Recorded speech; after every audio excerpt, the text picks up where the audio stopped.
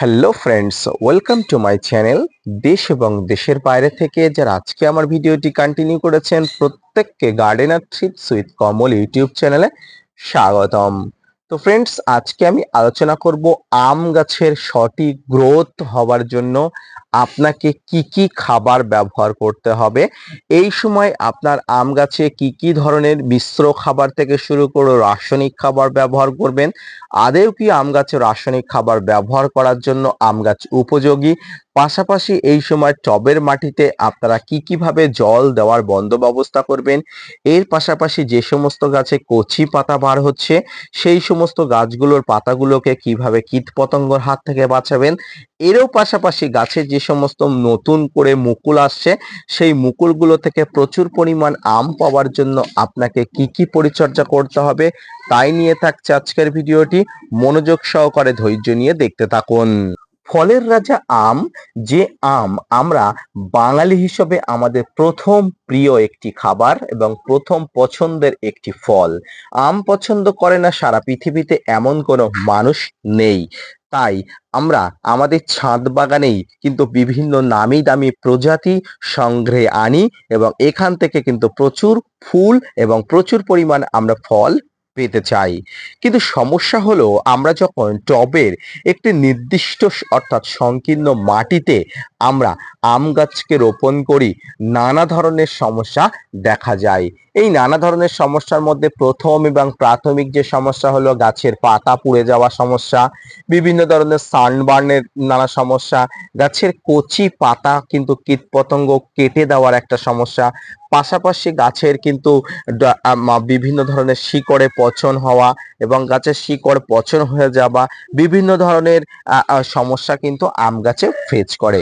তো সমগ্র আম গাছের পরিচর্যা কিভাবে করতে হবে, আসুন আমি রোপণ থেকে শুরু করে গাছের এই হিউজ আকার আকৃতি আনার জন্য কিভাবে পরিচর্যা করতে হবে আলোচনা করব। যখন আপনারা প্রথম কোনো গাছ নিয়ে আসবেন অর্থাৎ আম গাছ কালেক্ট করবেন, সর্বপ্রথম আপনারা কোনো বড় পাত্রে কিন্তু রোপণ করবেন না। কারণ একটি ছোট চারা গাছ সবসময় ছোট জায়গায় থাকতে চায়। তাই আপনারা এসে সর্বপ্রথম একটি ছোট চারা গাছকে খুব ছোট একটি পাত্রে কিন্তু আপনারা রোপণ করবেন। ধীরে ধীরে গাছটির বয়স অনুযায়ী, গাছের বৃদ্ধি অনুযায়ী আপনারা কিন্তু চেঞ্জ করবেন পাত্রটি। যখন গাছ একটা নির্দিষ্ট আকার আয়তন হবে, 10 ইঞ্চির বেশি টবে গাছকে রোপণ করবেন।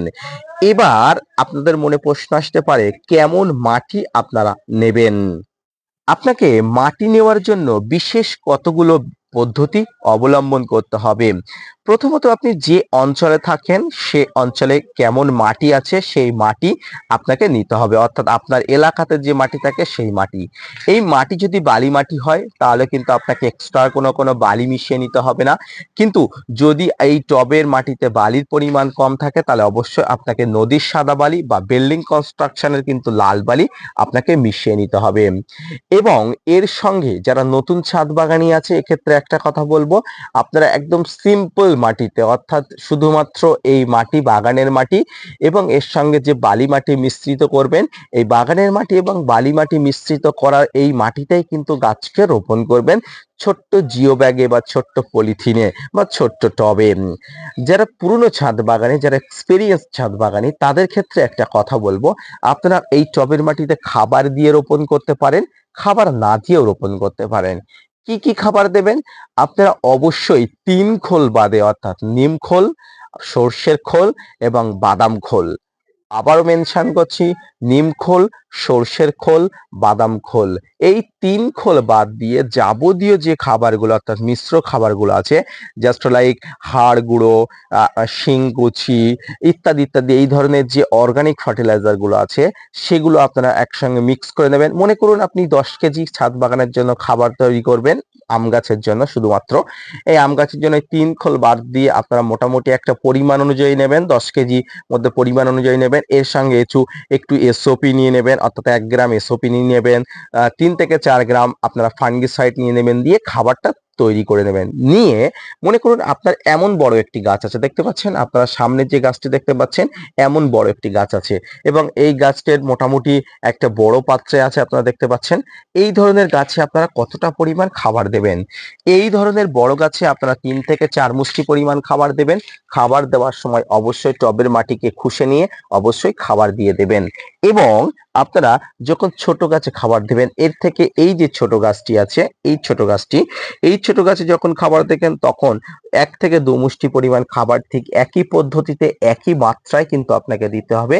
দিয়ে কিন্তু আপনাকে আবার মাটি চাপা দিয়ে দিতে হবে, হালকা করে আপনারা জলের ছিটে দিয়ে দিতে হবে, যাতে করে এই খাবারগুলো অর্থাৎ স্লো রিলিজ যে ফার্টিলাইজারগুলো, এই ফার্টিলাইজারগুলো খুব সহজেই কিন্তু আপনারা গাছ ধীরে ধীরে কিন্তু অ্যাবজর্ব করতে পারে এবং খাবারের জন্য উপযোগী করে তুলতে পারেন। এবার আসি এই যে কচি পাতা আসা আম গাছের কিন্তু একটা স্বাভাবিক দশা। কিন্তু গাছে কিন্তু সবসময় কচি পাতা আসে না। বছরের একটি নির্দিষ্ট সময় কিন্তু গাছে কচি পাতা আসে। অন্যান্য গাছের মতো কিন্তু গাছের কচি পাতা সারা বছর দেখা যায় না। তাই যখন কচি পাতা আসবে খুব সতর্কমূলকভাবে কিন্তু গাছকে নোটিস করতে হবে। এই কচি পাতা যখন আসবে তখন আপনাকে অবশ্যই মনে রাখতে হবে গাছে কিন্তু বিভিন্ন ধরনের পাতা কেটে দেওয়া বিভিন্ন পোকার কিন্তু আক্রমণ হবেই। এই পাতা কেটে দেওয়ার পোকার মধ্যে এক ধরনের পোকা আছে যারা গাছের এই কচি পাতা মাঝামাঝি আড়াআড়ি কেটে দিয়ে যায়। তাই কিন্তু আপনাকে সাইপারমেথ্রিন গ্রুপের বিভিন্ন যে কীটনাশকগুলো আছে সেগুলো, ইমিডাক্লোপিড গ্রুপের যে কীটনাশকগুলো আছে সেগুলো কিন্তু আপনার ব্যবহার করতে পারেন। অর্থাৎ যদি আপনি সাইপারমেথ্রিন গ্রুপের কীটনাশক ব্যবহার করেন তাহলে অন্য কিছু ব্যবহার করবেন না, বা অন্য গ্রুপের কীটনাশকগুলো ব্যবহার করলে যেমন ইমিডাক্লোপিড গ্রুপের, সেক্ষেত্রে আর অন্য কোনো কীটনাশক ব্যবহার করার দরকার নেই। এটি কতদিন দেবেন? যতদিন গাছের এই কচি পাতাগুলো পরিণত না হবে। অর্থাৎ পরিণত বলতে এই যে গাছের একটা কচি পাতার একটা নির্দিষ্ট কালার থাকে, এই কালার থেকে এমন কালারে যতদিন না চলে আসবে ততদিন আপনার গাছের পাতাগুলোকে আপনাকে কীটনাশক বা ফাঙ্গিসাইড ব্যবহার করতে হবে। ফাঙ্গিসাইড আপনাকে অবশ্যই ব্যবহার করতে হবে, কারণ গাছেতে ফাঙ্গাসের আক্রমণ ঘটতে পারে। তাই আপনাকে ফাঙ্গিসাইডও ব্যবহার করতে হবে। সাপ, ম্যানসা, ব্যাবিস্টিন, রেডোমিনগল, ব্লাইটক্স, ব্লু কপার জাতীয় যে ফাঙ্গিসাইডগুলো আছে আপনি ব্যবহার করবেন। এবার গাছের কিন্তু এই সমস্যাটা কিন্তু একটা অতি মারাত্মক সমস্যা, যেটি দেখতে পাচ্ছেন পাতা পোড়াজনিত সমস্যা। গাছের পাতা পোড়াজনিত সমস্যা কিন্তু বেশ কয়েকটি কারণে হয়। এর মধ্যে প্রধান যে কারণ সেটি হচ্ছে গাছের রুট রট বা রুটের কোনো রকম ফাঙ্গাসের আক্রমণ। তাই কিন্তু রুটকে কিন্তু আপনাকে শক্তিশালী করতে হবে। রুটের কোনো ধরনের কিন্তু রটের কোনো দশা আনতে দেওয়া যাবে না। অর্থাৎ আপনাকে প্রতিনিয়ত গাছের এই রুটে নিয়মিত কিন্তু আপনাকে ফাঙ্গিসাইড দিতে হবে, নিয়মিত কিন্তু আপনাকে হিউমিক অ্যাসিড দিতে হবে, নিয়মিত আপনাকে কিন্তু বিভিন্ন ধরনের রুট যে হরমোনগুলো আছে, রুট হরমোনগুলো মোটামুটি প্রতিনিয়ত আপনি সারা বছর কম বেশি মোটামুটি গুলে 1 গ্রাম করে গুলে 1 লিটারে গুলে কিন্তু আপনি গাছের গোড়াতে দিতে পারেন। প্রতিনিয়ত আপনাকে দিতে হবে, প্রায় 3 থেকে 4 দিন অন্তর অন্তর আপনি দিলে কিন্তু গাছ সুস্থ সবল থাকবে, রুট রটের কোনো সমস্যা থাকবেই না।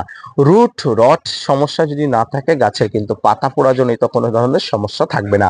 আমার এই গাছটি রুট রট জনিত সমস্যা ছিল, আপনারা জানেন, একাধিক ভিডিও দেখেছেন। এখন গাছটি সারভাইভ করে নিয়েছে পুরোপুরি এই ধরনের ট্রিটমেন্টের ফলে।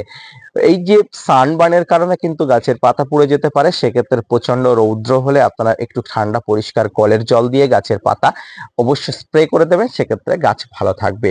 তো ফ্রেন্ডস, সামগ্রিকভাবে আম গাছের রোপণ, সাথে সাথে পরিচর্যা, পাশাপাশি আম গাছের কচি পাতা এবং বিভিন্ন ধরনের গাছের সমস্যা নিয়ে আজকের যে আলোচনাটি কেমন লাগলো অবশ্যই জানাবেন।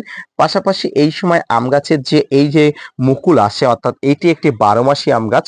এই 12 মাসি আম গাছে আপনাকে 12 মাস ফল দেবে। তাই এই মুকুলগুলো যখন আসে, এই মুকুলগুলো ফোটার আগে আপনাকে একবার ফাঙ্গিসাইড এবং কীটনাশকের ব্যবহার বিধি সম্পর্কে আজকের যে আলোচনা কেমন লাগলো অবশ্যই জানাবেন। পাশাপাশি যদি ভিডিওটি ভালো লেগে থাকে gardener tips with Kamal YouTube চ্যানেলকে সাপোর্ট করবেন। আপনাদের অবশ্যই একটি সাবস্ক্রাইব, একটি লাইক এবং একটি কমেন্টসে আমি আরো বেশি মোটিভেট হই। তাই অবশ্যই ছোট ভাই হিসাবে, বড় দাদা হিসাবে, বন্ধু হিসাবে আপনারা অবশ্যই পাশে থাকবেন, মোটিভেট করবেন। আমি আগামীতে আপনাদের জন্য আরো অনেক গুরুত্বপূর্ণ তথ্য আপনাদের সামনে উপস্থাপনা করব। এই নিয়েই কিন্তু আজকের এই ভিডিওটি শেষ করছি। ধন্যবাদ।